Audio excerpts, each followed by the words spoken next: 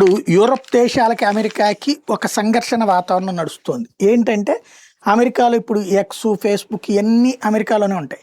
ట్రంప్‌కి వాటి బాధ ఏంటో కూడా తెలుసు. తన క్రిందటిసారి 2020లో తను దిగిపోవడానికి కారణమైన ఈ సోషల్ మీడియా జెయింట్సే. సోరోసోళ్ళు ఇచ్చిన డబ్బులకే భయపడ్డారా? తీసుకున్నారా? లేకపోతే బైడెనోళ్ళకే భయపడ్డారో తెలీదు గానీ, ట్రంప్ అధ్యక్షుడిగా ఉండగానే ట్రంప్‌కి వ్యతిరేకంగా పుంకాను స్టోరీలు రాయటం, ట్రంప్‌ని దించడంలో ఆళ్ళందరూ కూడా కీలక పాత్ర పోషించారు. Social media.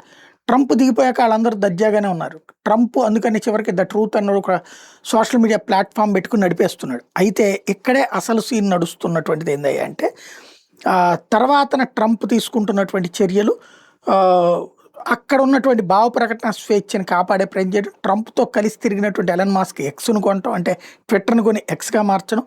ఇప్పుడు ఈ ప్రజాస్వామ్యం గురించి పోచుకోలు కబుర్లు చెప్పేటటువంటి అమెరికా, యూరప్ దేశాలు ఇప్పుడు వాళ్ళు ప్రజాస్వామ్యాన్ని కూనీ చేస్తున్నారు. ఇప్పుడు ఎక్స్, టెలిగ్రాఫ్ ఈ రెండిటికి సంబంధించినటువంటి ఎక్స్ మస్క్‌కి సంబంధించినటువంటి ఎలన్ మాస్క్‌కి సంబంధించినటువంటి ఎక్స్ మీదన రిస్ట్రిక్షన్ పెట్టడానికి రెడీ అవుతున్నారు. బ్యాన్ పెట్టడానికి రెడీ అవుతున్నారు అన్నటువంటి టెలిగ్రాఫ్ సంస్థ ఇస్తున్నటువంటి కథనం.